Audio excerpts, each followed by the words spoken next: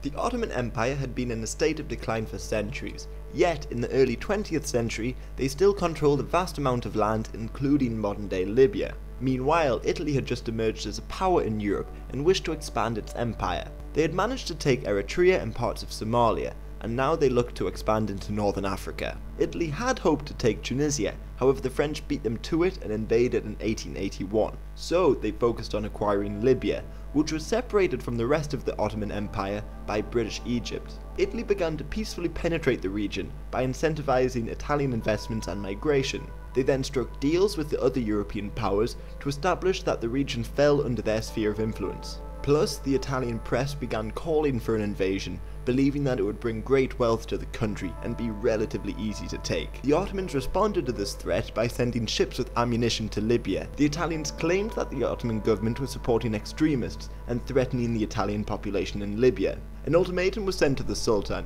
and although he was willing to allow Italy to expand its economic control of the area, the Italians declared their intentions to annex the entire region. War was declared in September 1911. The Italians shipped tens of thousands of troops to Libya and easily secured the coastal cities. The Ottomans were at a loss. Their navy was no match for the Italians, and British neutrality meant they could not send in reinforcements on land. Instead, the Ottomans tried to use nationalist sentiment to rouse the local population. Enver Pasha and Mustafa Kemal snuck into Libya and helped organize a resistance. The conflict quickly developed into a stalemate. The Italians dug trenches to defend their holdings on the coast, and to maintain their position, the Italians used some of the newest developments in military technology, including early armoured cars and planes. In fact, the first aerial assault was carried out by an Italian who, from a plane, dropped 4 grenades on Turks near Tardjura. In November 1911, the Italians declared their control over Libya. However, they only held a small amount of land.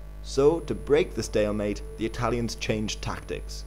In early 1912, they blockaded ports in Yemen and defeated the Ottoman navy off the coast of Arabia and Lebanon. Then, in the summer, the Italians moved troops in to occupy Rhodes and Kos. These Ottoman defeats inspired the newly independent Balkan states to establish the Balkan League. They then prepared to go to war with the Ottomans themselves. Now the Ottomans were eager to make peace, and on the 18th of October 1912 it was finalized. And this was the day after Greece, Bulgaria and Serbia joined Montenegro in war against the Ottomans in the First Balkan War. Italy added both Libya and the Dodecanese islands to their empire, and over the following decades, they were able to expand the borders of Libya diplomatically. However, due to the outbreak of the First World War, Italian troops had to be withdrawn, and they were unable to assert their control over the region until the rise of the fascist party. To quell resistance, the fascist generals executed many Libyans and rounded thousands into concentration camps.